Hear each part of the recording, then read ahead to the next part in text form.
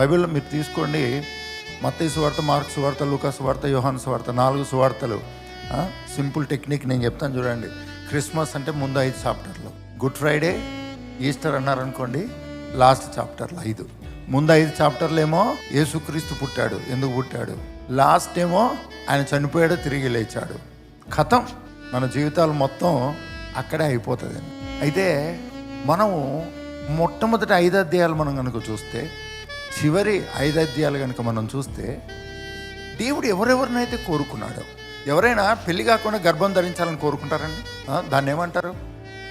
ఇప్పట్లో అది కామన్ అయిపోయింది, కానీ యూదుల కాలంలో అలా గనక జరిగితే రాళ్లతో కొట్టి చంపేస్తారు. భయంకరమైనటువంటి పరిస్థితి. అటువంటి భయంకరమైనటువంటి పరిస్థితుల్లో కన్యకైన మరియ గర్భం ధరించిందండి. ఎవరికైనా ఇష్టం ఉంటుందా? తెలిసి మనుషుల చేత రాళ్లతో కొట్టబడి చంపబడడం అనేది ఎవరికైనా ఇష్టం ఉంటుందా? రెండవది, తెలిసి తనకు భారీగా ఉండబోతున్నటువంటి ఆమె గర్భం ధరించింది అని ఎవడన్నా కాపురం చేస్తాడా? ఏదో గొర్రెలను కాచుకుంటున్నారండి. గొర్రెలన్నీ నిద్రపోతున్నాయి.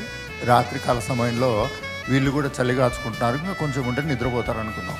మొత్తం గొర్రెల మందనంతా వదిలిపెట్టి బాలుడు ఎవరో పుట్టారని చెప్తే వెళ్ళిపోయి చూడడానికి పోయారండి. గొర్రెలు ముఖ్యమా, పుట్టిన బాలుడు ముఖ్యమా? మందను వీడచి మమ్మును మారచి మేమంతా కలిసి వెళ్ళాములే.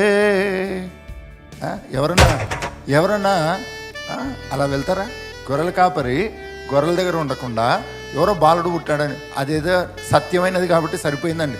అలా కాకుండా ఎవరన్నా ట్రిక్ ప్లే చేసినారు అనుకోండి, గొర్రెల పరిస్థితి ఏంది? బాగా గమనించండి. మొదటి 5 అధ్యాయాల్లో ఎక్కడ కూడా మనిషి తన ఇష్టమైన పని చేయలేదు. పరలోకము తన ఇష్టమైన పనిని జరిగించుకుంది. కాబట్టి మన క్రైస్తవ జీవితం అంటే మన ఇష్టానుసారంగా జీవించేది కాదండి.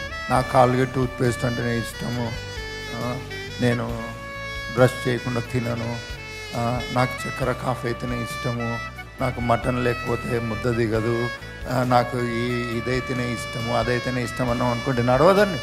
మనం ఒక్కసారి యేసు నా ప్రభు అని హృదయంలో విశ్వసించి నోటితో ఒప్పుకున్న తర్వాత కథం.